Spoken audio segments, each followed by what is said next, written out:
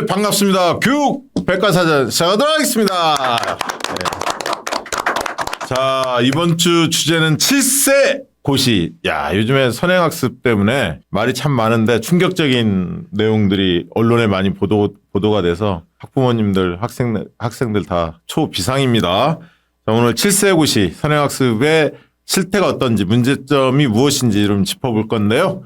그래서 오늘 모셨습니다. 오늘 저희가 하는 이 교육 백과사전은 교육언론 창과 박시영TV가 함께하는 교육 컨텐츠를 다루는 코너죠.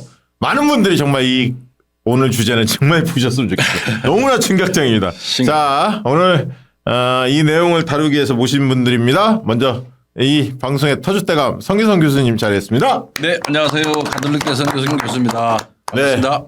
그리고 오랫동안 그 학부모연대 인간교육실현 학부모연대 사무국장도 역임하시고 서울시 교육위원으로 또 오랫동안 활동하시다가 최근에 행동하는 교육광장 운영위원으로 참여하고 계시는 김명신 선생님 모셨습니다. 박수로 맞아주시죠.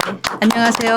반갑습니다. 네. 그리고 이분도 굉장히 교육계 유명한 분이신데 울산에서 중학교 도덕 선생님도 역임하시고 전 울산 교육청 교육연수원장까지 역임하셨던 안승문 선생님 모셨습니다. 박수로 맞아주시기 바랍니다. 네, 안녕하세요. 두 분 다 교육계의 셀럽입니다. 셀럽이요. 저도 이름 많이 들었어요. 두 분 좀 그 본인 소개를 조금 간단히 해주신다면 우리 김명신 운영위원님. 큰아이 초등학교 들어갈 때 학부모 운동 시작해가지고요. 네. 지금 이제 손주가 이제 초등학교 들어갈 때가 됐는데 네. 학부모들의 불안과 스트레스는 여전해서 다시 또 이렇게 출연을 하면서 또 교육 문제 심각성을 알리게 됐습니다. 김명신이라고 합니다. 아니, 그러면 여기서 이 대목 물어봐야지. 그러니까 자녀를 키울 때 그 학부모로서 교육에 관심이 많아서 단체를 구성해서 열심히 뛰셨는데 네. 아이가 그 엄마로서 아이가 이렇게 자라줬으면 좋겠다라는 어떤 기대감이 있잖아요. 잘 컸습니까? 잘 컸습니다. 아, 좋다. 40대라고요? 네, 지금 아들이. 40대 그러니까 초반입니다. 이제 손주대 제2세대를 위한 또 그 학부모 운동을 또 하셔야 되겠네요. 창교육 조부모회를 해야 될 지경이에요. 조부모회. 네. 우리 또 안성문 선생님은 교육개혁운동 이런 데 맞습니다. 오랫동안 참여하셨잖아요. 최근에 어떻게 좀 보내고 계십니까? 네, 최근에는 지금 교육 대전환 운동을 새로 시작하면서 이 7세 고시라는 충격적인 이 상황을 보면서 이대로 있어는 안 되겠다라는 생각을 했고요. 저는 아까 울산에서 교직을 한 게 아니고 서울에서 이제 했습니다. 아, 서울에서. 예, 한 40년 정도 이제 공교육을 좀 제대로 세우려고 노력했는데 공교육이 제대로 되기는커녕 이 사교육이 이렇게 번창하니까 많이 상심하고 있습니다. 오늘 좋은 말씀 많이 들려주시기 바랍니다. 교수님 오늘 이거 추적 60분 이 많은 이걸 뭐 조회수가 151만? 글쎄요, 아닙니다. 뭐 댓글만 해도 수천 건이 달릴 정도로 사실 7세 고시, 4세 고시, 뭐 황소 고시 이런 이름들이 있었는데 막상 들여다보니까 너무너무 심각하고 우리 교육에 정말 현안 중에서 학부모들이 제일 관심 있고 제일 문제시하는 영역이기 때문에 반드시 이 부분을 어떤 식으로 개선해 나가도록 해야 될 그런 지점에 와 있는 것 같습니다. 원래 이제 그 강남에서 그 사교육 열풍, 선행학습의 열풍, 뭐 의대고시 뭐 이런 얘기는 많이 들었는데 초등학교 의대고시 뭐 이런 거 많이 듣긴 들었는데 7세, 5세 뭐 이런 얘기가 나오니까 뭐 십몇 세도 아니고 그러니까 정말 충격적으로 받아들였는데 김명신 선생님이 이 방송 보셨습니까? 네, 봤습니다. 어떤 느낌이 드셨나요? 그냥 기겁을 했죠. 그러니까 뭐 강남의 사교육 문제는 어제 오늘의 문제는 아니지만은 너무 이게 극단적으로 또 이렇게 나이가 어려지는 애들을 대상으로 하고 있으니까 이거 큰일 났네. 이렇게 경각심이 들고 굉장히 놀랐습니다. 만 7세면 초등학교 이제 입학하는 나이 아닙니까? 그렇죠. 그때 이런 고시를 보고 있다. 근데 안승문 선생님은 어떻게 보고 어떤 느낌 받으셨어요? 예, 정말 이 아이들이 제가 교육운동을 시작하게 된 게 이호덕 선생님이 이 아이들을 어찌할 것인가라는 그런 프로그램이었 그 책이었는데 이건 이 아이들의 문제가 아니라 지금 완전히 학부모들하고 사교육이 아이들을 지금 제가 보기엔 사지로 몰고 있다고 생각되거든요. 그래서 이런 일이 이대로 두어서는 안 되겠다.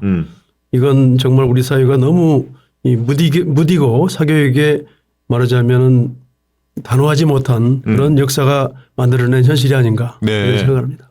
아마 이 그 영상을 보신 분들은 다 충격적으로 받아들인 게 첫 번째는 서울대생들이 나와서 이 문제를 한번 풀어본 거야. 이 7세 아이들, 예. 초등학교 3, 4학년들이 다니는 학원에서 가르치는 수학 문제를 실제 풀어봤다는 거예요. 네. 초등학교 3, 4학년 우습게 보면 안 돼.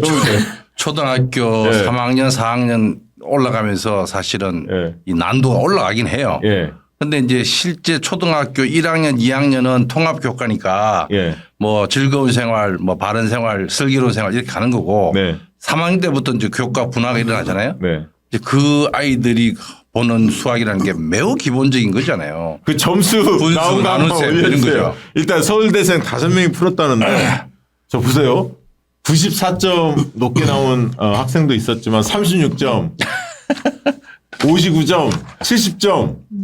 야, 그러니까 초등학교 3, 4학년들이 지금 풀고 있다는 강남에서 이 수학 문제를 서울대생 다른 대학생도 아니고 서울대생 공부 네. 제일 잘했다는 그 학생들이 풀었는데도 저렇게 편착합니다. 이 학생들은 그 평균 점수가 지금 여기 자료에 보면 19.5점 정도 나오는데 예. 사실 100점 만점에 한 20점도 못 받게 평균 점수 준다는 건 대단히 어려울 뿐만 아니라 예. 아예 좌절감을 일단 먼저 느끼게 하고 이 문제로부터 학부모들에게 이 불안감을 조성하고 사교육 빨리 해라. 우리 학원을 빨리 들어야 된다. 심각하다 이제 이렇게 되는 거예요. 그런데 문제를 보면은 서울대생들도 지금 못 풀고 있는데 예. 저도 풀면 한 30점 나올까 말까 할 거예요. 에이. 아니 우리 애 저 초등학교 3학년 때 제가 수학을 너무 높게 가르친다고 쓴 거 했는데 아니에요? 25점? 아니, 어려워요, 진짜. 요새 학부모들은 문제집을 2개를 사가지고 하나는 애가 풀고 하나는 엄마가 풀어서 애가 못 푼 문제를 가르쳐 준다 그러더라고요. 엄마가 그러니까. 고생한다고 하더라고요. 그러니까 성기선 교수님 25점 받으실 수 있을 것 같아요. 그러니까 이게 교과 내용으로 어려운 게 아니라 그거를 이제 문제집이나 참고서에서 이렇게 돌려놓고 꼬아놓는데 그 개념이 거의 무슨 대학 본고사 수준으로 사고력이 없으면 못 푸는 문제들이에요.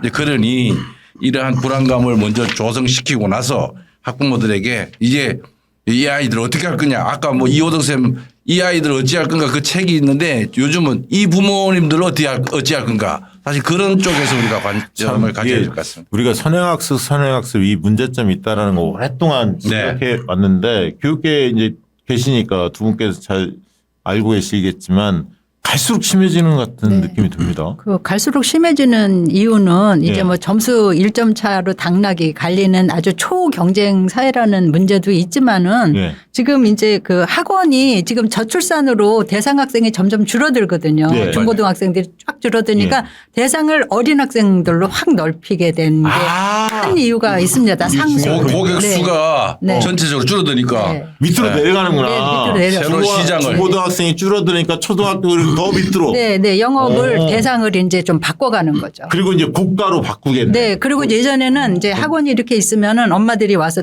접수를 하게끔 했는데 아주 어려운 문제를 내가지고 이제 엄마들이 스스로 거기 시스템에 맞춰가지고 먼저 공부를 시키고 새끼 학원을 통해서 그렇게 해서 이제 자기네 학원이 이제 전국에 또 프랜차이즈를 둠으로 해서 너네 아이는 지금 전국 뭐 10,000명 중에 몇 등이다. 이게 어린 아이들한테 그런 거를 엄마들의 그런 그 과거에 했던 방식을 딱 이제 대입을 시키면서 경쟁을 조장하는 위협 속으로 상식이 하는 있죠. 거네. 위협 속으로. 그럼요. 네. 근데 이제 요즘은 아이 거의 하나 낳고 많이 낳아야 둘 낳으니까 그 아이한테 모든 집중을 하잖아요. 그럼요. 그렇죠.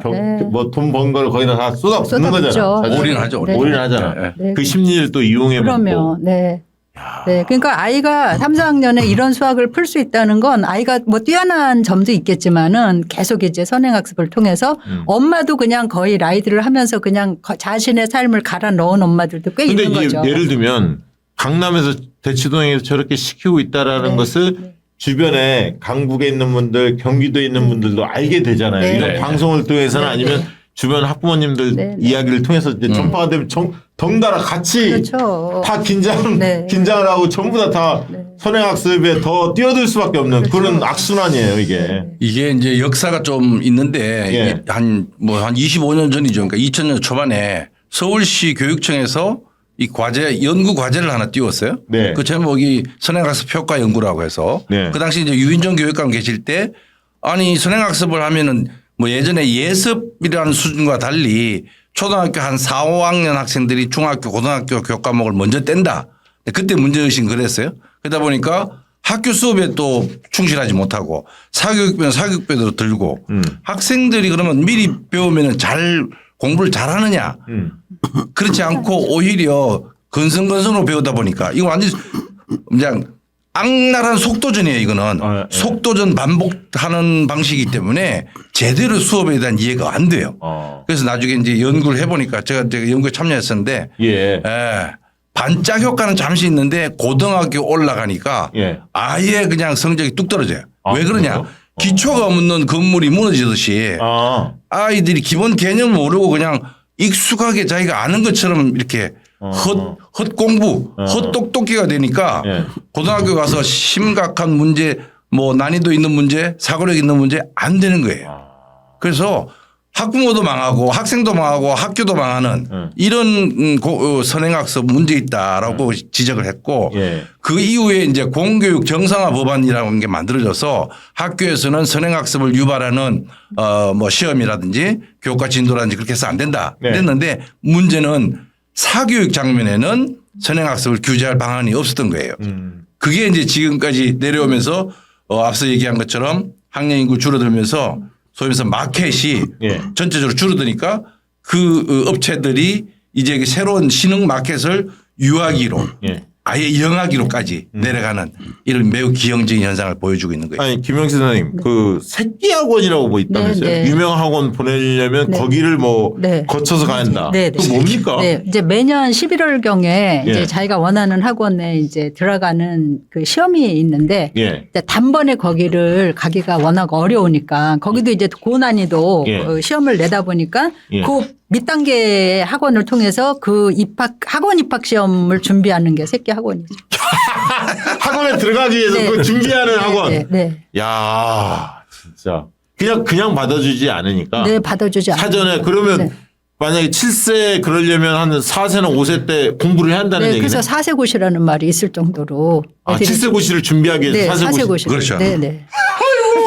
아이고. 기저귀차 공부해야 돼. 보통 일이 아니에요. 어. 보통 일이. 그리고 이제 아까 우리 사회자님께서 네. 이제 네. 강남이 사교육의 표준처럼 돼 있고 사실 또 입시 결과가 좋은 게 사실이잖아요. 네. 그러니까 이제 전국적으로 이제 지금 강남에서는 어떻게 한대. 이제 엄마들 사이에서는 계속 그런 말들을 하거든요. 예. 그러면서 이제 불안과 이런 학원 마케팅이 전국적으로 프랜차이즈화 하면서 예. 학부모들의 그냥 허리띠를 졸라 매게 하는 게 진짜 큰일이죠. 야, 그러면 제가 이렇게 한번 여쭤볼게요. 두 분께 우리나라의 수학 그 아이들의 실력 있잖아요. 초등학교. 이게 이제 미국이나 다른 나라들 선진국에 비하면 어떻습니까? 그 다른 나라들도 그렇게 조기에 어렸을 때 그렇게 난이도 높은 수학 문제들을 가르치고 있거나 아니면 그 정도 수준에 도달하고 있습니까? 제가 보기에는 예. 이 현상은 지금 해외 토픽감이에요. 아, 외국에 이런 사례가 있을 수가 없습니다. 우리나라 이 4, 5, 6세 영유아를 위해서는 누리과정이라고 하는 교육과정이 있어요. 국가교육과정은 사실 법이나 마찬가지로 지켜야 되고 그걸 그렇게 만들어 놓은 이유는 아이들이 발달 단계가 있기 때문에 그 네. 단계에 맞게 아이들이 잘 자라도록 도와주는 게 교육이어야 되는데 지금 이 현상은 지금 우리 아이들을 이 말하자면 빨리 키우겠다고 뭐를 잡아 뽑는 그런 행위나 마찬가지고 바로 그런 점에서 이제 이 아이들의 발달, 아이들의 성장에 대해서는 뭐 관심이 없고 어떻게든 내가 얘를 만들면 되겠다. 네. 내가 만들면 된다는 아주 잘못된 교육관이 바탕에 깔려 있죠. 그러니까 이 누리과정을 보면은 아이 중심, 놀이 중심, 생태 중심으로 돼 있어요. 네네. 아이들 중심이어야 된다. 아이들이 하고 싶은 것, 아이들이 관심 있는 것부터 뭔가 동기를 갖게 하고 하는 게 중요한데 우리는 완전히 아이를 그냥 뭐 부모 중심, 학원 중심으로 지금 하고 있는 거거든요. 네네. 그런 점에서 미리 말하면은 아주 불법 행위죠. 교육과정도 이게 법령이기 때문에 불법 행위를 지금 우리는 당연한 것처럼 또는 뭐 그럴 수도 있다는 생각을 하고 있는데 학교에서 만약 이런 일을 하면은 그 교사는 파면돼야 되는 거예요. 아니 근데 그런 아이들이 학교 가서 제대로 수업을 듣겠어요? 재미없죠. 재미가 없죠. 다 아는 거라서. 뭐 졸리거나 자거나 뭐 이런 거 그러니까 같은데. 미국에서는 예를 들어서 우리의 그 국어에 해당되는 미국 자체는 영어니까 예. 영어를 학교 학령전에 배우도록 하는 거를 사실은 금기시하고 있어요. 네. 절대 네. 학부모한테 아이에게 미리 뭐 공부하게 하지 마라. 음. 그럼 학교 가서 뭘 배우겠냐. 음. 야단을 칠 정도예요. 예. 그러니까 이 학생들이 들어와서 그 지금 얘기한 아동의 발달 단계에 따라서 여러 가지 그 교육과정 구성의 원리에 따라서 가는데 네. 그거를 무슨 뭐 4살 5살 때 이 시험 공부를 한다?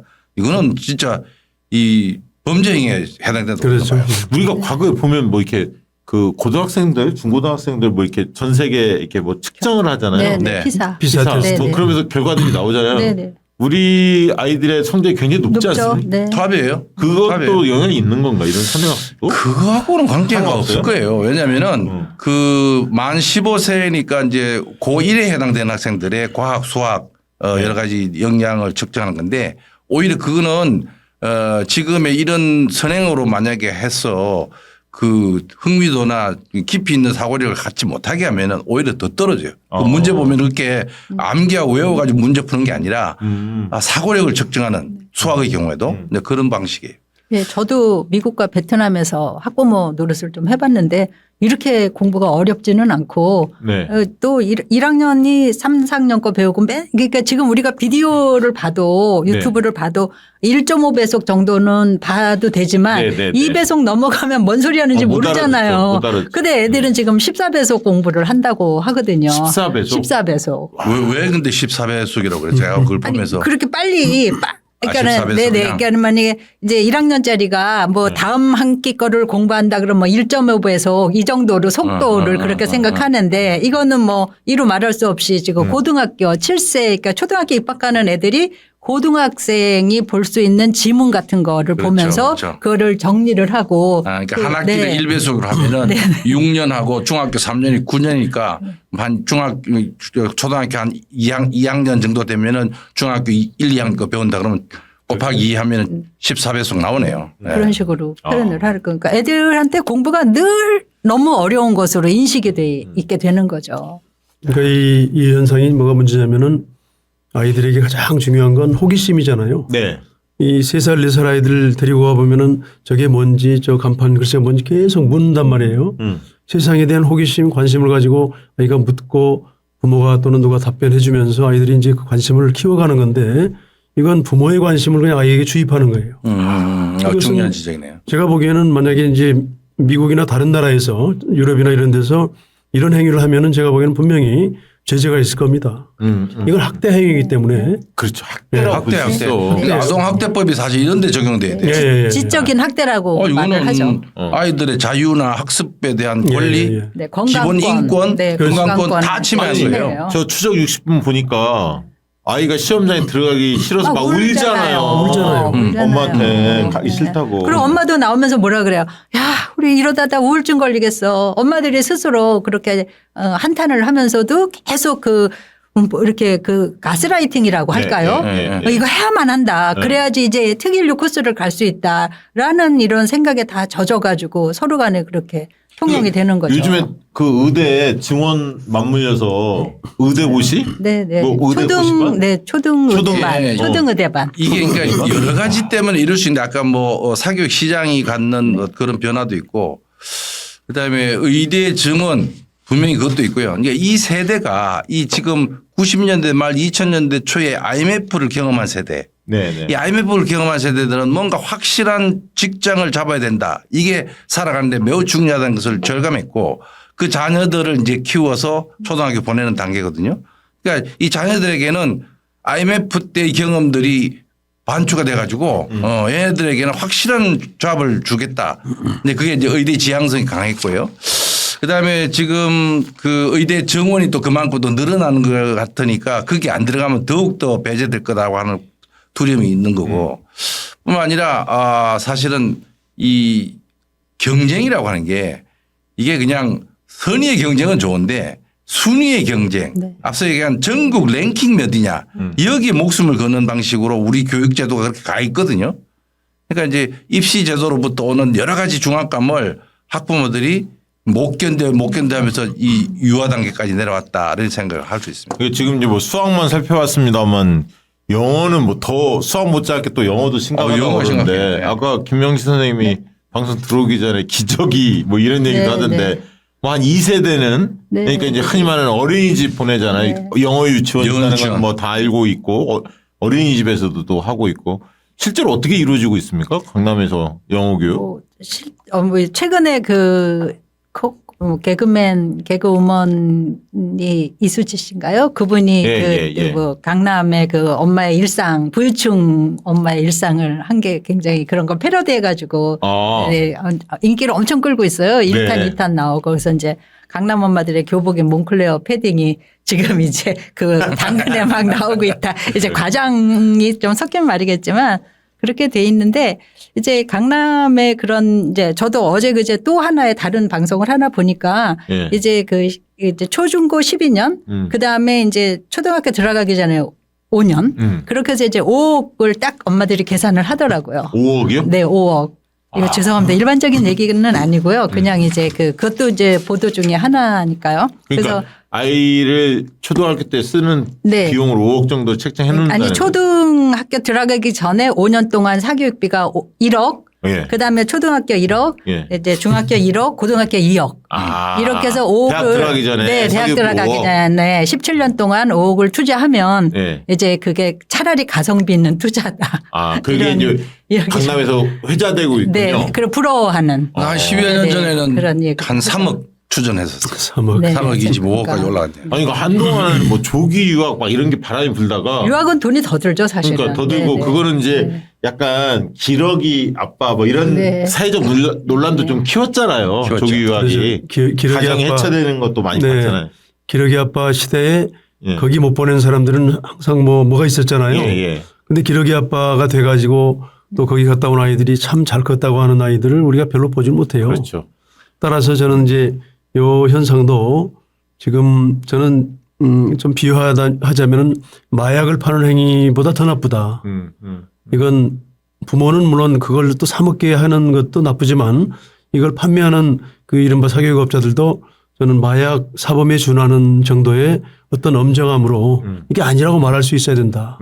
우리 정부가 또는 우리 공교육에서 사교육에 대한 그 뭐랄까요. 하여튼 사교육은 어쩔 수 없이 학부모가 선택하는 거라고 하면서 허용하는 그런 분위기였는데 제가 보기에는 이 현상은 지금 더 이상 이렇게 두어 가지고는 우리 아이들이 정상적인 인간으로 자랄 수 없다. 요즘에 많이 이야기하지 않습니까? 우리 교육이 괴물을 만들어냈다라고. 네. 제가 보기에는 이렇게 자란 아이들은 그야말로 우리 사회를 위해서 또는 친구와 함께 공동체를 위해서 뭔가 함께하는 그런 인간이 아니라 오로지 자기의 그 말은 출세 그리고 돈벌이만을 위해서 일하는 사람들인데 요즘에 이 잘 출세한 젊은이들 중에 자살하는 사람도 있잖아요. 많죠. 바로 그게 이제 많죠. 그 온전한 인간으로 정서적으로나 또는 여러 가지 지적으로나 신체적으로 잘 조화롭게 성장해야 되는데 초등학교 3, 4, 1학년도 안 된 아이들에게 이런 시험을 보게 하고 그걸 홈페이지에 등수를 매겨 가지고 아이들 기죽이고 이거는 정말 저는 이 마약보다 더한 범죄다라고 네. 우리가 인식을 해야 되고 부모님들이 이걸 제대로 이걸 정말 이런 생각으로 자제하지 않으면 그 집 아이들이 정말 큰일 난다. 여기 댓글에 많이 나오잖아요. 네. 추정 60 댓글에 네. 거기에 이미 경험한 아이들이 얼마나 절규하고 있습니까?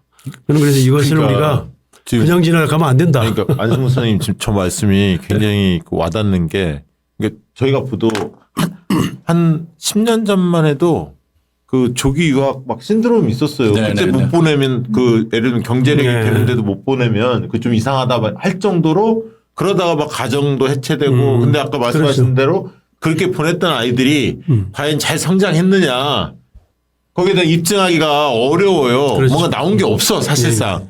그러다가 이제 그 조기 유학 바람이 조금 잦아드니까 다시 조기의 이 7세 고시 같은 형태로 기형적으로 또 나온 거야. 이게. 그게 이제 제가 이제 학교에 대학에 있으니까 이런저런 경험을 하는데 다른 대학 선생들하고도 얘기해 봤는데 그때 이제 왜 조기 유학 가서 미국에서 영어가 마스터 돼가지고 한국에 특별 전형을 많이 뽑았어요. 네. 그렇죠. 말 특별 전형으로 많이 뽑았는데 그 아이들 그 학생들의 그 대학 생활을 보면서 이건 아니다. 영어는 무슨 아주 수준 낮은 영어는 하는데 그 아이들에게 교과에 해당되는 것이 과연 어느 정도 나오느냐 보니까 엉망이라는 거예요. 그다음 이 학생들이 졸업을 합니다. 그럼 대기업에서 이제 국제화 시대 그러면서 영어가 잘 되는 뭐 그런 사람들 뽑았죠. 근데 자료 하나 못 만드는 거예요. 그렇지. 말은 하지. 뭐 쉽게 나오는데 그게 고급 영어도 아닐 뿐만 아니라 무슨 프레젠테이션 하거나 기획을 하거나 이런 어떤 정말 그 전문적인 지식의 부분에서는 너무나 실망스럽더라. 아니 삼성 같은 데도 언어 잘하는 애들은 현지 애들을 써요. 그러면 그러죠. 다 우리나라 말을 오히려 이제 잘해. 갖고 바로 현지만 하면서 그래요. 이제 그 시대가 갔어. 그렇죠. 사실은. 예, 그래서 하나만 추가한다면 요즘에 AI가 얼마나 급하게 발달합니까? 그래서 제가 보기에는 아마 앞으로 한 5년 정도면은 그냥 우리말로 해도 그렇죠. 각자 러시아 뭐 전 세계 200명이 모여도 다 자기 말로 알아들을 수 있는 시대가 온다. 그 시대가 왔어 이미. 예. 그런 이제 말하자면 언어에 대한 개념이 달라지는 시대가 오고 있고 예. 이미 그건 많이 현실화되고 예, 있잖아요. 예, 예. 또 하나는 지금 법조나 의료 이른바 전문 인력들이 예. 하는 일들이야말로 AI가 대체하기 쉽다. 그렇게 되고 있지 않습니까? 예. 그러니까 지금 의사 중에 예. 옛날에는 옛날에는 의사가 판독해야만 질병을 알게 됐었는데 요즘에 AI가 더 정확히 판독한단 말이에요. 네. 엑스레이나 모든 데이터들을. 예. 예. 그러니까 이런 현실이 이제 계속되면은 의사가 그렇게 인기 있는 직업이 아닐 수 있다. 근데 왜 지금의 기준으로 아이들을 의사반, 뭐 의대반 뭐 해가지고 그렇게 학대하느냐. 저는 이해할 수가 없어요. 그런 시대가 오면 이 문과 출신도 좀 할 일이 좀 있을 것 같아.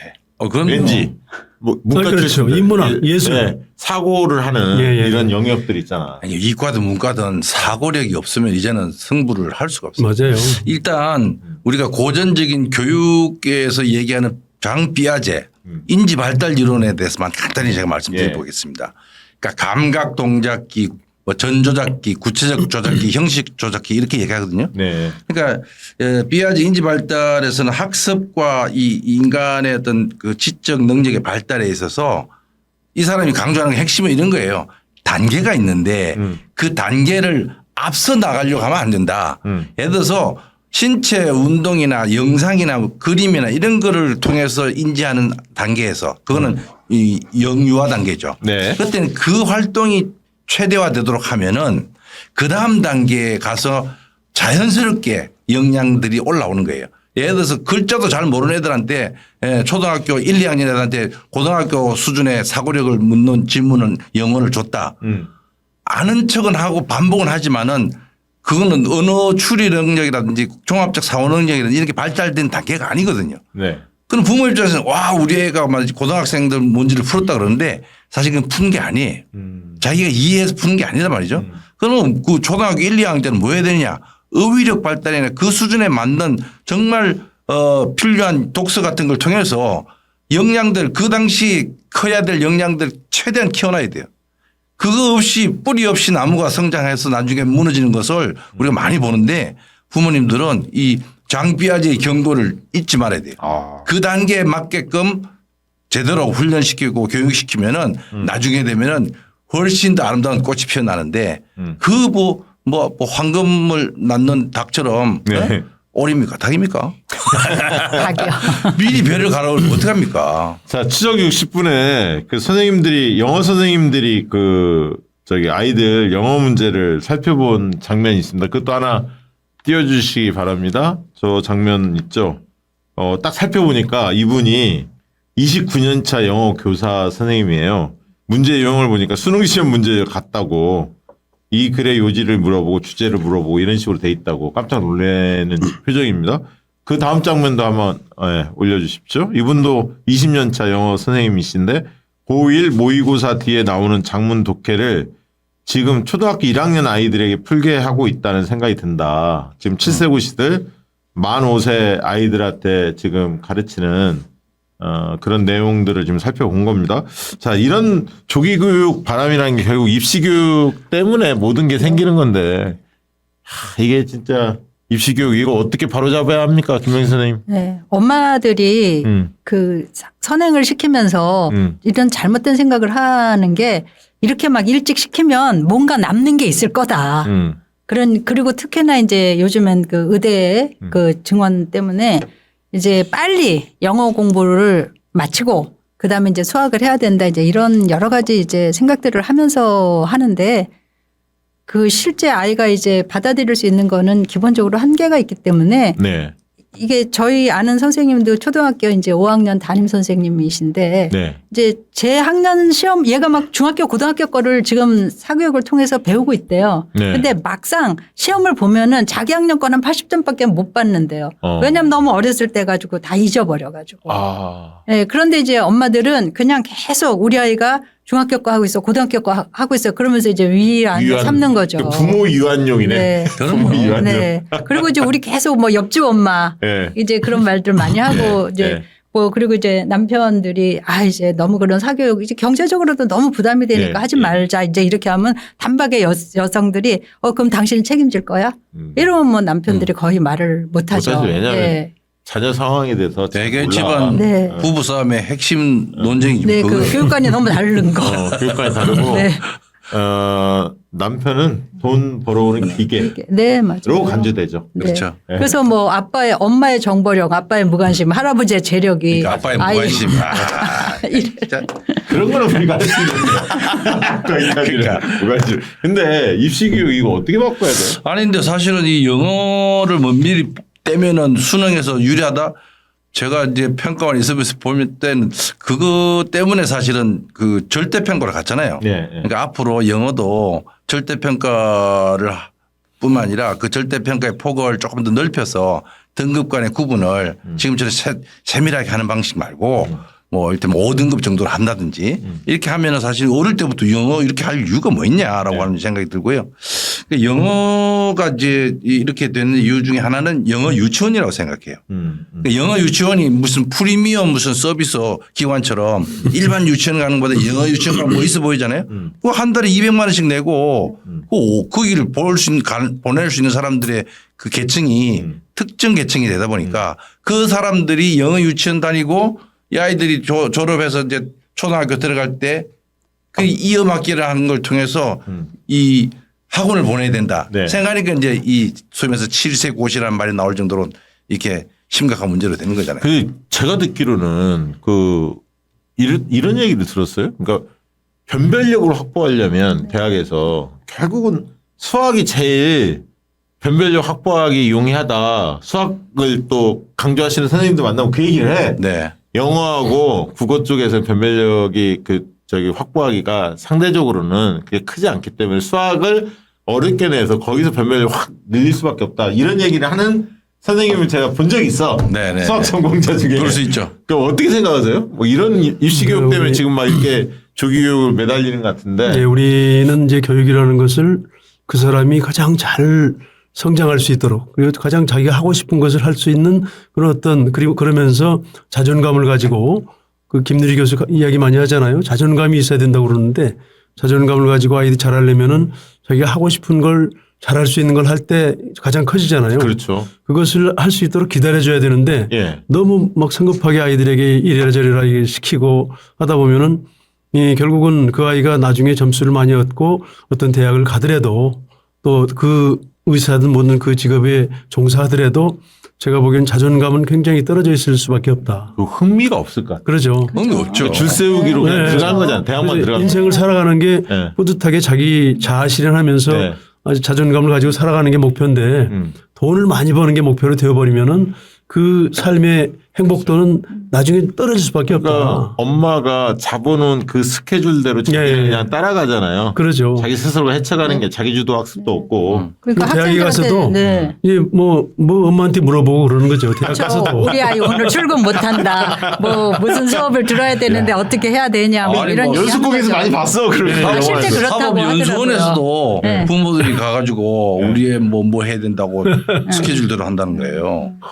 사법연수. 네, 사법연수원조차도. 그래서 그래서 이제 대학생들한테 학점 뭐 잘못 주면은 학부모들이 전화 와요. 전화하고. 아니 이번에 진짜 그 서부지법 그 네. 폭동 사태를 겪으면서 많은 분들이 정말 충격 받았는데 거기 뭐 서울대 나온 친구도 하나 있어갖고 화제가 되기도 했었는데 그러니까 공부 잘한다고 이 사회를 바라보는 시각이 제대로 성립돼 있다 이런 게 이게 안 맞잖아. 이상한 친구들이 막 생겨나잖아. 그렇죠. 그러니까 이 우리나라 근본 교육의 문제가 심각한데 네. 지금 거기에 이 지금 7세 고시는 앞으로가 뭐 더 희망적인 게 아니라 너무나 암울한 상황으로 갈 수밖에 없다. 그러니까 이걸 치유하지 않고는 우리 사회, 우리 교육 전반이 미래가 흑역사로 기록될 아니 거라고 그래서 생각해요. 그 사실 안승문 선생님한테 여쭤보고 싶은 게 민주 시민 교육 이게 정말 필요하구나 중요하구나 이거를 많은 분들이 절감을 했어요. 어떻게 접목을 해야 합니까 이게 그러니까 초중고에서? 저는 이제 그동안 해왔던 민주시민교육 그걸 뛰어넘어야 된다는 이야기를 많이 하고 있어요. 우리가 지식으로서 또는 어떤 교과목으로서 사회과의 어떤 공부로서의 민주시민교육이 아니라 아이들이 학교 안에서 민주주의를 스스로 누리고 즐기고 배워야 되는데 우리는 그동안에 아이들이 학생 인권을 보호한다.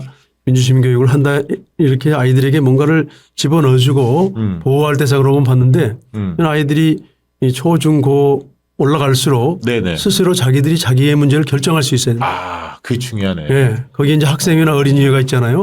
작은 것이라도 자기들이 결정하게 하고 결정에 대해 책임지게 하고 이래서 자기 스스로가 아이들이 민주주의를 실천하고 그러면서 잘하면은 자연히 민주주의자가 되는데 민주시민교육을 그동안에 특히 진보교육감들 얼마나 많이 했습니까?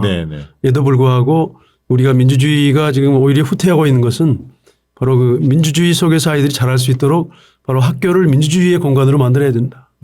생각이 들고요. 그래서 그 핵심은 저는 아이들이 자기 생각을 표현하고 자기들이 하고 싶은 것 또는 해야 되는 걸 결정하고 그리고 그것에 대한 책임을 지고 또 그걸 잘하기 위해서 서로 토론하고 이게 이런 자치활동인데 야, 이게 중요한 말씀이에요. 그런 것들을 잘 할 수 있도록 해야 되는데 아까 여기 뭐 7세 반이나 이렇게 다니는 아이들이 있잖아요. 그런 거 하라고 주면 할 수가 없어요. 이건 안 배웠어. 엄마한테 물어봐야 돼. 안 배웠어. 엄마한테 물어봐야 돼. 엄마한테 물어봐야 엄마한테 자치를 물어봐야 돼요. 따라서 저는 이런 현상이 그냥 그럴 수도 있지 하고 지나가는 건 굉장히 우리 스스로가 아주 큰 말하자면 범죄적 공범자가 되는 거라는 그런 생각으로 뭔가 우리가 행동을 해야 된다. 이런 생각을 좀 말씀드리고 있습니다. 네, 김명희 선생님도 한 말씀 해주시죠. 며칠 전에 전직 대학 총장님을 만났거든요. 근데 그 총장님 말씀이 요새는 대학교 1학년짜리 동급생들끼리도 서로 반말을 안 하고 존댓말을 한대요. 상대방을 너무 어렵게 생각하고 뭐를 이렇게 한다는 것 자체에 너무 이렇게 스트레스를 받는다는 거예요, 애들이. 그러니까 지금 이제 우리나라가 어울리지를 못하는구나. 또래. 뭐 전화하는 것도 전화 오는 것도 힘들다고 전화 대응하는 것도 이런 얘기들 많이 하잖아요. 보통 대학교 1학년 때 오리엔테이션 뭐 이런 거 친구야 뭐 이런 거 하잖아. 그게 없어. 그게 없어. 그러니까 지금 우리나라가 뭐 사법고시 패스하고 의사고시 패스하면 기본적으로 특권층으로 가는데 7살에 또 패스를 하면 얼마나 더 특권층이 돼가지고 이제 극단적 이기주의로 가는 거잖아요. 그래서 지금 이제 선생님 우려하시는 여러 가지 이제 기현상들이 이제 나왔기 때문에 정말 그런데 이제 우리가 이제 여기서 뭐 이렇게 민주주의 시민적 이런 걸 얘기해도 학부모들은 그래도 지금 눈에 보이는 거는 내 아이 진도밖에 눈에 안 보이니까 내 아이가 이제 그런 뭐 협동심이라든가 연대감 이런 거를 어떻게 키워졌는지 뭐 아는 방법도 없고 그러니까 이제 교육에 있어서 이제 굉장히 큰 어떤 변화가 필요하죠. 이거 막을 수 있는 방법은 없습니까? 이 7세 고시 이런 지금 흐름을 차단할 수 있는 방법은 혹시 없습니까? 아니 지금 사실은 선행학 공교육 정상화법이 마련이 되어 있지만 학교만 해당이 돼 갖고 다음 학년 거를 가르칠 수 없게 이렇게 묶어놨다 그러더라고요. 그런데 이제 학원은 전혀 그 제한이 없는 거예요. 초등학생이 뭐 중학생 걸 배워도 상관이 없을 정도로. 법적으로는 처벌할 수 있는 방법은 없다. 그런데 공교육과 이제 사교육 영역이 다르니까. 지금 국회의원 두 분께서 강경수 의원하고 김문수 의원이 이제 그 개정안을 냈는데 이제 이렇게 사회가 떠들썩한 거와는 다르게 국회의원들은 아직 이거에 대한 체감이 많지를 않아 가지고 지금 논의조차 못 하고 있다 그러더라고요. 그래서 이제 이 논의를 시작하도록 좀 촉구를 해야 되지 않을까 개인적으로 싶습니다. 뭐 이걸 바꿀 수 있는 이런 문화 풍토를 바꿀 수 있는 뭐 묘책이 방안이 혹시 있으십니까? 선생님 생각하시는 방안? 제 생각으로는 이런 이제 고발 방송들을 학부모들이 그냥 남의 일이라고 보지를 말고 이제 국회의원들도 이걸 많이 안 보셨다고 하더라고요. 근데 보고 나면은 헉소리가 날 정도로 다들 이제 놀라실 텐데 그래서 이제 이게 내 문제이기도 하고 우리 아이의 문제이기도 하고 여기 댓글 달린 거 보면 정말 어마어마하잖아요. 그래서 기본적으로 인식이 바뀌는 거, 그러니까 인식을 자꾸만 남한테 네가 제도 바꾸면 대입 경쟁에서 완화를 시키면 우리도 달라질게. 물론 이제 대입 경쟁 완화가 최우선이죠. 학벌 학력 그 제일주의 나라에서 네. 이거는 뭐 학부모를 탓할 수도 없는 그런 경쟁사의 산물이기 때문에 누구만 탓할 수는 없고 그렇지만 그거를 이제 자기 의식화 해가지고 바꿔나가고 법과제도 바꾸고 이제 그런 거를 꾸준히 해가야죠. 네. 좀 예. 구체적으로 말씀드리면 이 행위가 아주 반교육적이고 아주 아이들 학대하는 것이고 이건 범죄 행위하고 다름이 없다라는 것을 고발해야 된다고 봐요. 네. 우리 엄마들이 또는 사교육업자들이 또는 여기에 동조하는 어떤 세력들이 네. 이 문제를 있을 수 있다라고 생각하는 것 자체가 예. 마약을 팔 수도 있다고 생각하는 것 똑같다고 보거든요. 어떤 마약보다 훨씬 더 이 아이의 미래를 망치고 또 온 나라가 27조 원의 지금 사교육비를 쓰고 있는데 그런 돈을 쓰고도 고통을 받고 있는 이 현실을 더 악화시키는 이런 행위에 대해서 고발하는 게 필요하다. 그래서 저희는 지금 우리 김명희 선생님이랑 몇 사람 같이 7세 고시 국민 고발단을 모집하자. 네. 그래서 이건 단지 뭐 그 학원에 또는 업자나 누구를 특정하게 고발한다는 걸 넘어서 가지고 이 현상에 대해서 국민들이 고발해야 된다. 그리고 이 학원업자들도 이 행위는 저는 그래서 선행학습 금지법 있지 않습니까? 네네. 그 금지법을 굉장히 강화시켜 가지고 마약 사범 처벌에 준하는 그런 엄정한 그런 이 문제의식으로 강화시켜야 된다고 봐요. 아유. 그렇게 해서 논란이 벌어지잖아요. 그걸 통해서 정치인들도 인식을 해야 되는데 네. 지금은 우리는 돈이 없으니까 못 보내라고 하면서 많은 엄마들이 이 상실감만 느끼고 또 이거 하는 부모들은 죄책감을 못 느껴요. 마치 자기 아이를 잘 키우는 것처럼 생각하지만 이건 아이를 병들게 하는 거거든요. 야, 마약 얘기하니까 네. 최근에 국민의힘 그 경찰 출신의 의원 승진아도 뭐. 응? 아, 저 국민의 아들 그 이모. 마약. 예, 이모. 이모규. 예. 생각도 나는데 제가 일단 댓글 올라온 것 중에 두 가지만 한번 읽어드릴게요. 야, 심각하게 느끼네요. 왜냐하면 본인도 그런 수업을 받았던 학생들이 의견을 냈는데 7세 고시 봐서 황소 다니고 영어 학원 탑반 붙고 중학교도 빡센 여중으로 가서 전교권하고 의대반 다녔습니다. 뭐 못 알아듣는 말도 있습니다. 지금 나이상으론 고3인데 자퇴하고 공부 놓은 지 2년 반 정도 됐습니다. 우울증, 강박증약 먹고 하루 종일 커뮤질이나 하고 있습니다. 아직도 이 동네에 살고 있다는 게 정신 나갈 것 같아요. 아마 대치동에 살고 계신 것 같습니다. 여러분 저처럼 되지 마시고 하고 싶은 거 하세요. 라는 의견 주셨고요. 또 한 분은 현재 고3 외고생인데 대치 다니는 애들 중에 정상적인 애 없었음. 어떤 애는 자습하다가 소리 지르고 자해하거나 싸움 벌이는 애들 대부분이 대치 키즈들이었음. 대치동 키즈들이었다고 합니다. 나중에 알고 보니 부모랑 사이가 최악이라 기숙사에서 지내고 부모에게 받은 스트레스를 표출한 거였음. 그러니까 좀 정상적으로 아이들이 성장하지 못하고 있다. 그런 자기 경험, 그렇죠. 주변 경험을 이야기한 거예요. 고등학교 좀 나이 되는 아이들이. 아, 참. 이 강남권에 지금 소아정신과 이런 병원이 많아진다고 그러잖아요. 예, 예. 바로 이 현상이죠. 예. 아이들이 병들고 있는 거예요. 네. 근데 엄마들은 아이들을 잘 키우겠다고 돈 들여가면서 하는데 이게 결국은 그 아이를 이렇게 만드는 거란 말이죠. 그래서 작년에 그 10월 달에 국회 그 강경수 의원 예, 예. 발의해서 아까 또 법안 얘기했는데 초등 의대반들을 금지하는 그런 법안을 발의는 했는데 아직 통과는 안 됐죠. 그러니까 그 내용들을 보면 사실은 뭐 지금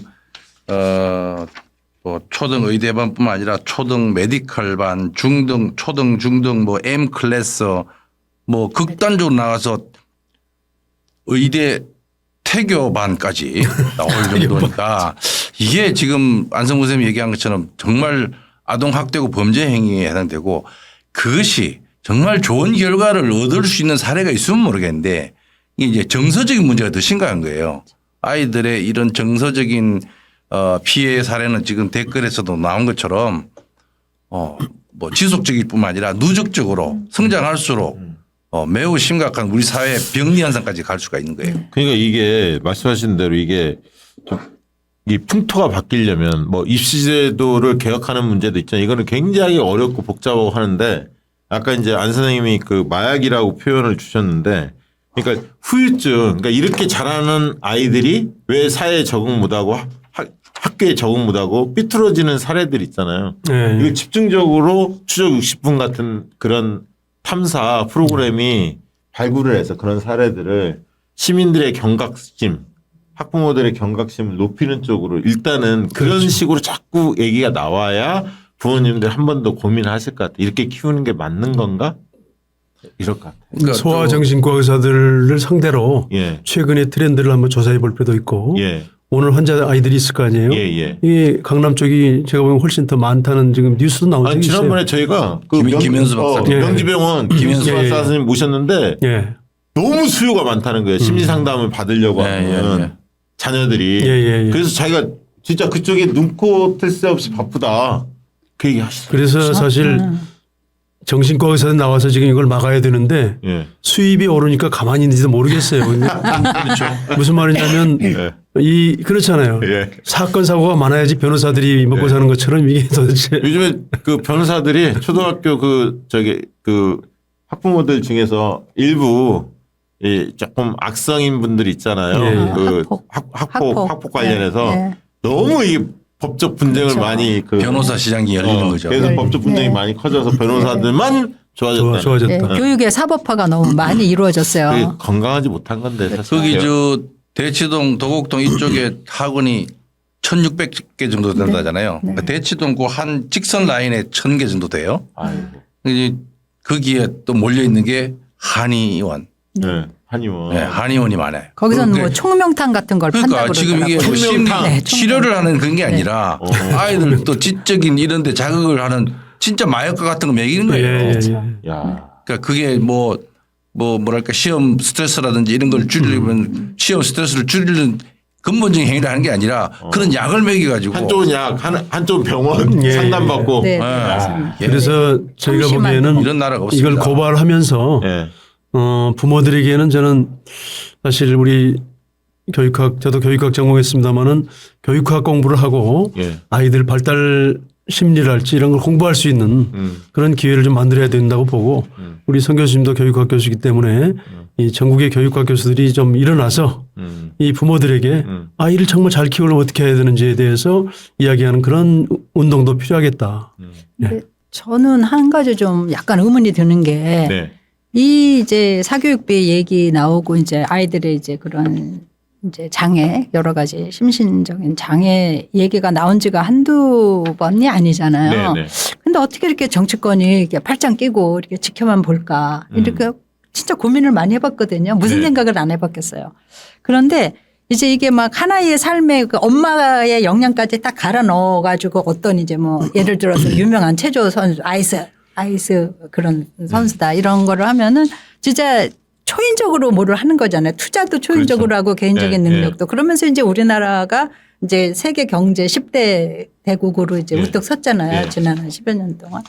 이제 그러면서 이거를 그냥 방조하고 있는 거 아닌가. 정치권이. 정치권이 그냥 다 허리띠 졸라매 가면서 사교육 시키면서 그렇게 뛰어난 인재들을 이제 만들어내는 건 다 이제 옛날에 우골탑이라는 전통처럼 우리는 이제 부모가 다 국가 관리를 부모가 했었었잖아요.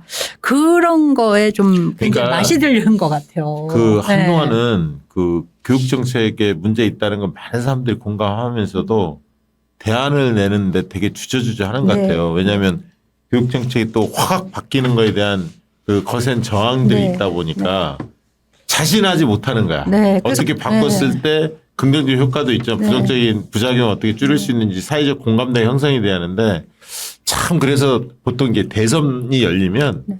그 여야 주요 후보들이 교육정책 관련해서 굉장히 주저주저 발표를 안 합니다. 안 하죠. 그냥 관리만 하려고 그래요. 잘못 건드리면 네. 표 떨어진다고 네, 하는 벌집통을 거예요. 내니까는. 그리고 뭐 국가교육위원회 이런 걸 만들어 놓고 이제 장기적인 로드맵을 좀 만들자고 하는데 이게 일관성이 좀 있어야 하는데 네. 이 교육 철학 방향에 대해서 예를 들면 좀 생각을 달리하는 성향이 현실적으로 존재하다 보니까 이것 네. 또한 또 약간 어려운 문제가 그래서 저는 이제 요즘에 그 민주당에서 모두의 질문 큐 이런 것 예, 했잖아요. 하잖아요. 그런 예. 것처럼 이 교육 문제를 어떻게 하면 좋을까에 대한 그 질문을 할 수 있잖아요. 네. 그러니까 질문하는 대통령 또는 질문하는 후보는 필요하다.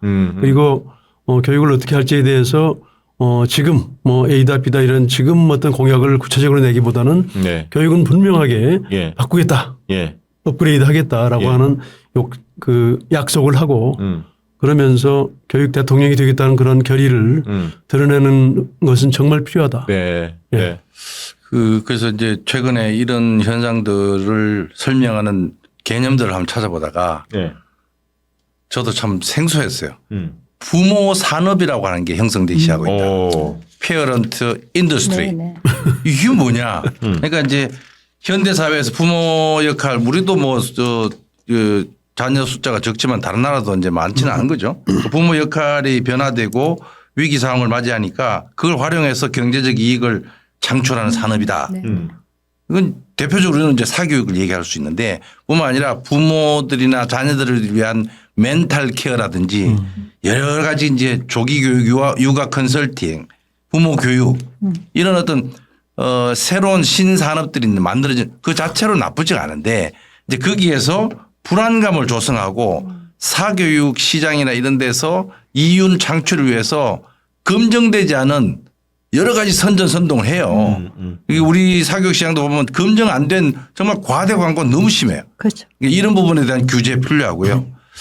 뿐만 아니라 이제 부모들의 그 불안감이라고 하는 게 부모로서의 훈련이나 이런 게 된 적도 없고 그런 공적인 서비스도 없으니까 그런 부모 교육에 대한 공적 서비스를 강화해야 되고 또 뭐 교과에 지금 우리의 교육 과정의 난도라든지 양이 지나치게 많아요.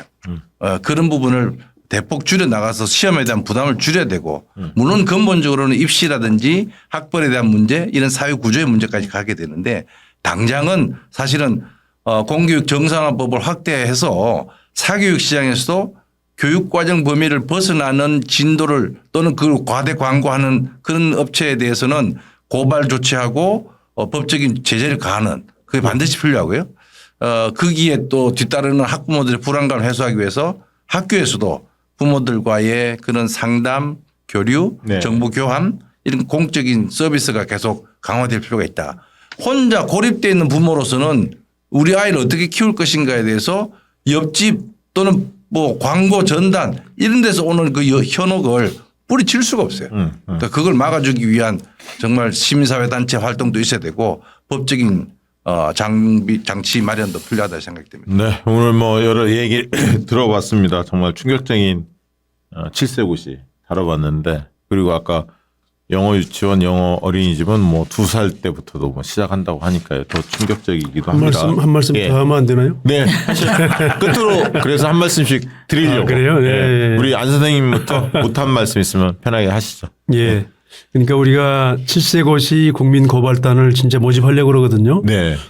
아마 저는 수만 명이 함께 할 수 있기를 기대하는데 그냥은 어려울 거예요. 그래서 박시영 TV를 비롯해서 네. 또 공부의 신 뭐 이렇게 있어요. 예. 괜찮게 연대할 수 있는 그래서 그런 유튜브 방송 또 우리 공영방송까지 포함해 가지고 이런 교육 바꾸자라는 캠페인을 좀 벌이면서 저는 이제 이 고발하는 것은 기본이고 그 고발 이후에 있어야 될 게 아까 말씀하신 그런 것처럼 뭐 부모들이 과연 아이를 어떻게 길러야 되는가에 대한 또 좋은 사례들이 꽤 많이 있어요. 네. 이런 선행학습 안 시키고 돈 별로 안 들이고 그 돈을 잘 절약했다가 아이에게 뭔가 주는 그런 부모도 있고 그렇기 때문에 이 그런 사교육택이 아닌 새로운 미래를 지향하는 아주 멋진 자녀교육 경험을 나누기도 하고 그럴 수 있는 하나의 무브먼트가 일어나면 운동이 일어나면 좋겠다. 그거를 나중에 이 예. 고발단의 그 연락처랑 예. 어디에 접속해야 될지는 나중에 이 자료로 좀 제시하면 좋겠어요. 예. 네, 뭐 그게 확보되면 예, 저희한테 바로 연락을 주시면 저희 이제 화면에 좀 띄워드리도록 예. 하겠습니다.